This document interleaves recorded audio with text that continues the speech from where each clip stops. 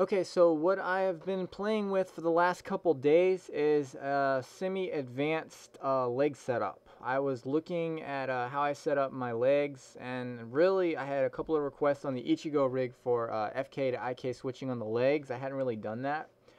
And then I was kind of looking around and I was thinking, going off on a checklist, I'd see things on demo reels and I'd say, well, what haven't I done? What can I do? So I went ahead and I tried a new little experiment here, and I wanted to do a rig with stretchy IK, and I wanted to have bendy noodle legs. And I kind of achieved a pretty decent results. So let's go ahead and start at the top. I'll jump right in because there's a couple things I want to show.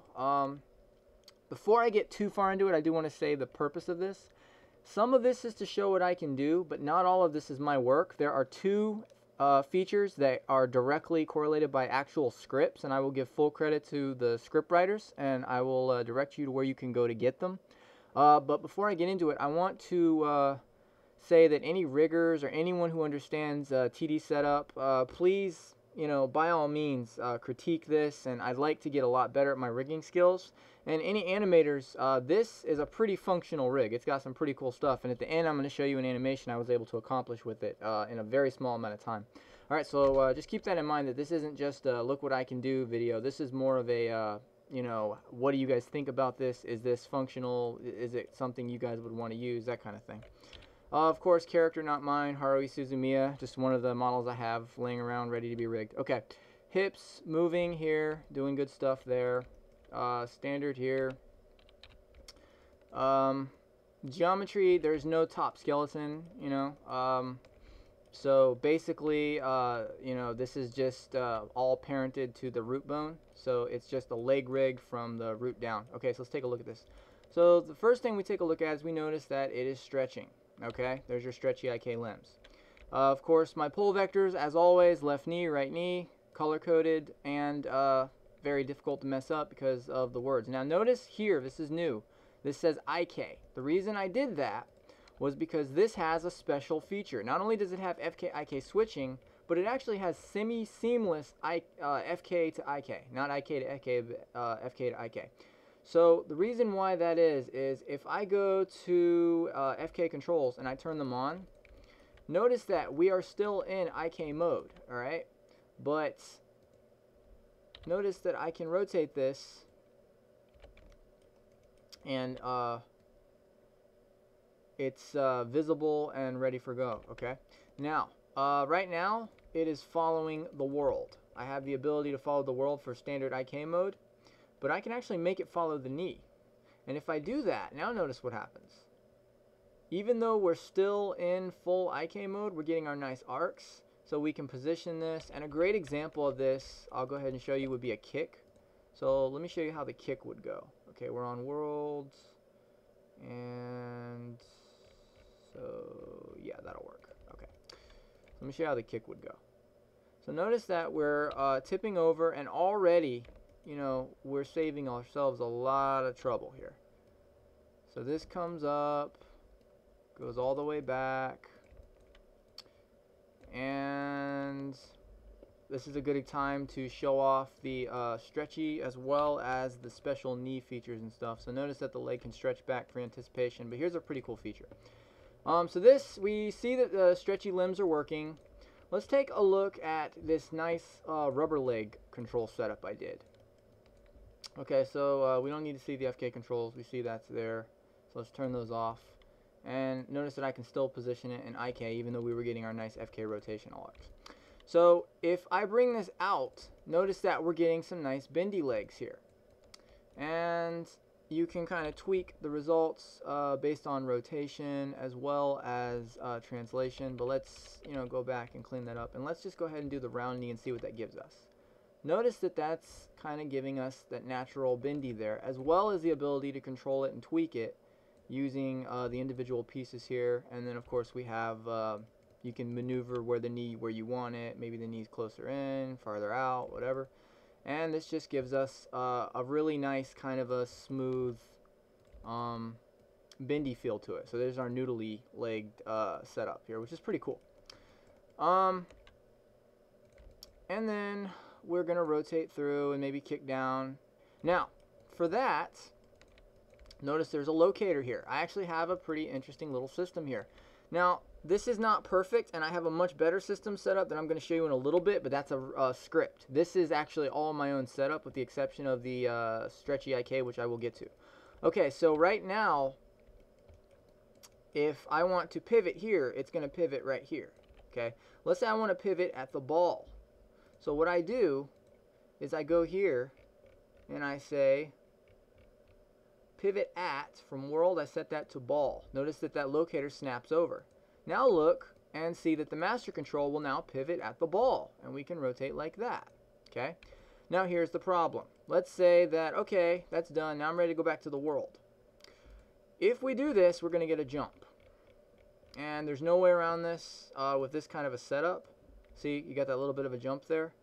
And the reason why that is because, let me go ahead and set everything back to normal. Basically, it's a very complex mathematical setup here. And, you know, actually, I don't want to mess with that. Let's go zero all that out.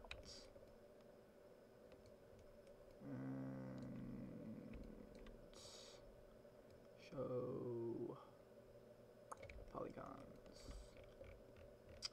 Let's go ahead and turn bendy knee off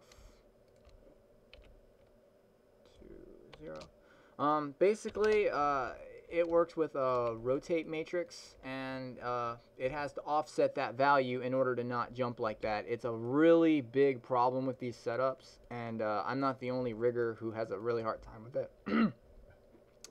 Every forum I went to basically said, yeah, it's really complicated, use groups and do it the cheap way, because the long way requires a lot of math.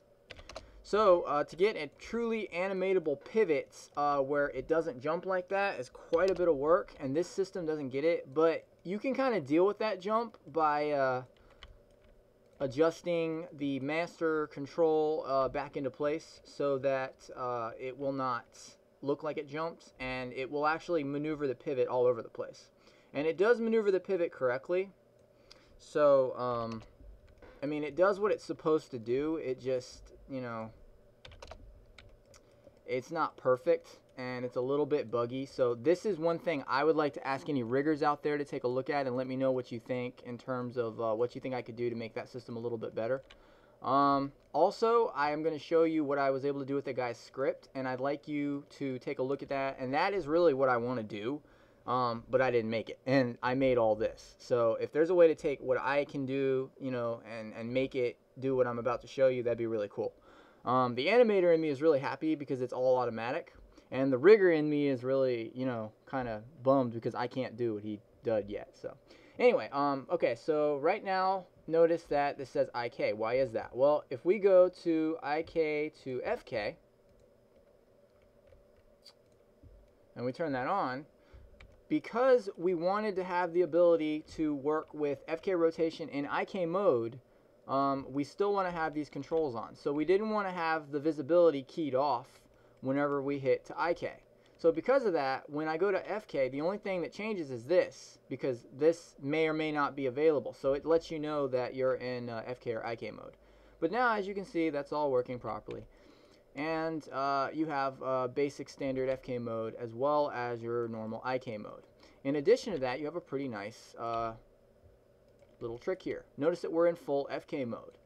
But if I were to kick this forwards and then say, okay, I want to go into IK mode now, it will actually be a seamless transition.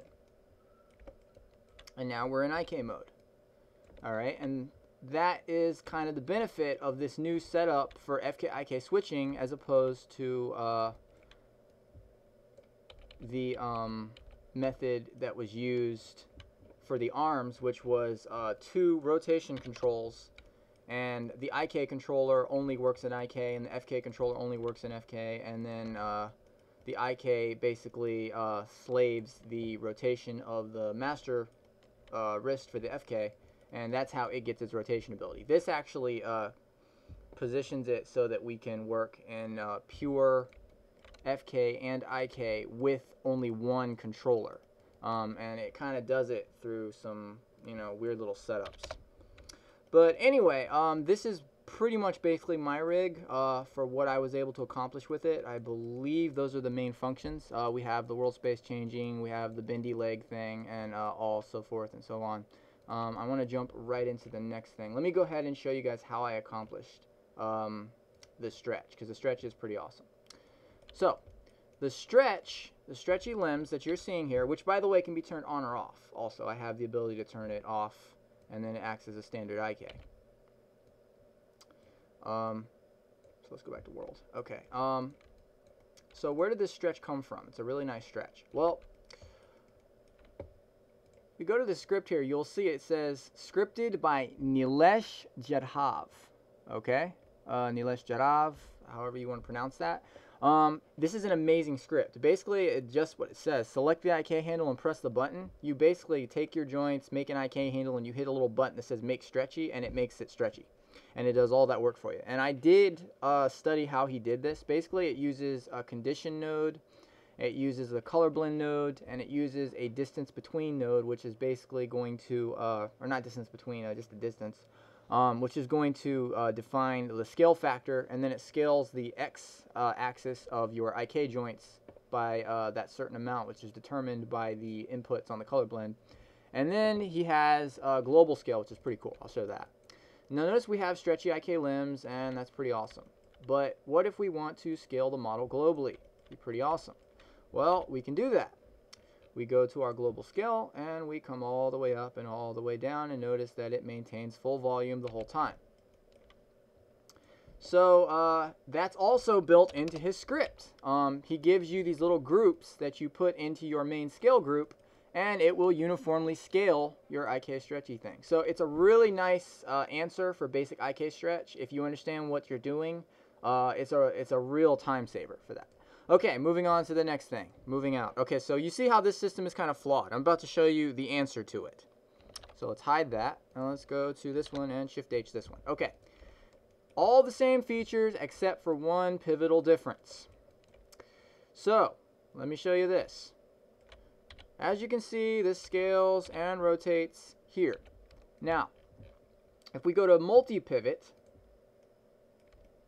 you'll see some weirdness happen here. So what is the advantage of all this nonsense? Well, basically what this script does, and I will show it to you, it's called the Flexible Pivot System, all right?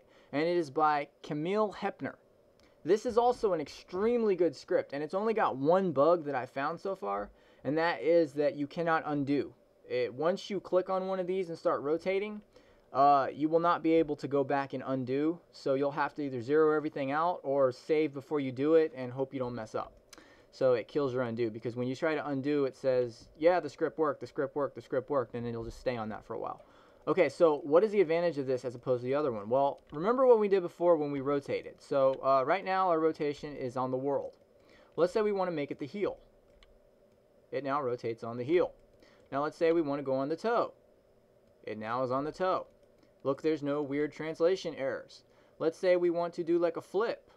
And now she does a flip. And now we want to rotate on the hand. And she rotates on the hand. And then we want to spin around like a corkscrew. And she spins around like a corkscrew. And then she comes back around. And you can kind of see all that. Now here's what I was talking about. Done. Rotate, pivot, move correctly. See? And I'm hitting Z. And it's not working. You cannot undo. Edit. Undo does not work. It kills all of your undos. But that's some pretty awesome stuff. So let's kill polygons. Let's grab all these and zero all these out. Show polygons. All right.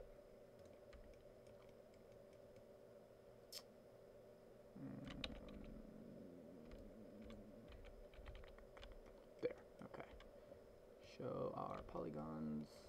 Let's grab this thing here and turn it off.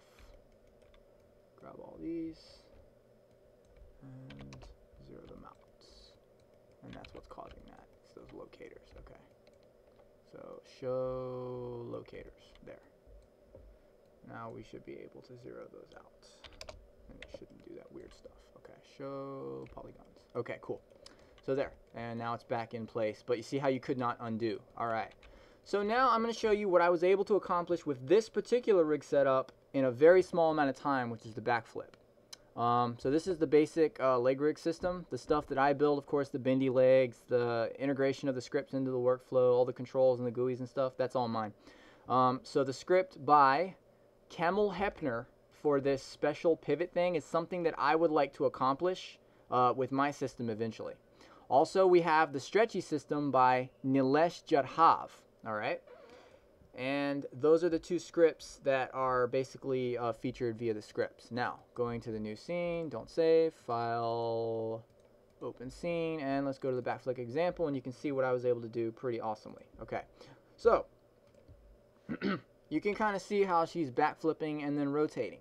And if we basically take a small look through this, you can see how there's some nice squash and stretch. Now look at this. All right, she comes up, she rotates around her center of mass here, and then she rotates directly on the head here. And that's pretty awesome that you were able to do that. And that is basically, of course, that was done in about 5 minutes too. So, I mean, that's, you know, pretty nice. That would have taken me a lot longer if I had to try to key all of my IK handles and come into play and then land properly and all that. So that was, you know, this is something that I would eventually like to be able to do as far as functionality goes. But at this point, unfortunately, you know, this is the best that I can do as far as what we have to work with. And I mean, I'll continue using it and credit him for what it is. But this is what I am looking to try to accomplish when I say this is what I want to do. This is what I'm talking about. So let's see if we can zero all this out. There you go. So that is my system as well as what I would like to accomplish and the scripts that I have integrated in to help with it. So let's take a look at my bendy system one last time, and because that was the main thing I was focusing on. I was focusing on getting a stretchy FKIK switch in here, as well as creating the rubber leg system. And this rubber leg system is pretty simple. This is not a super complex thing, but I think it's really getting the majority of what you would want in a system like this. You know, if you were going to use something like this for, let's say, this particular character, I think it really gets pretty much what the rig is, you know, the rigs that I've seen, it mimics what they were trying to do pretty well. And it does it without any weird connections or nodes or anything. It's primarily based on weighted curves. There's some wire deforming in there and some morph targets. So let me know what you guys think concerning my systems, and thank you guys for watching this video. I appreciate it.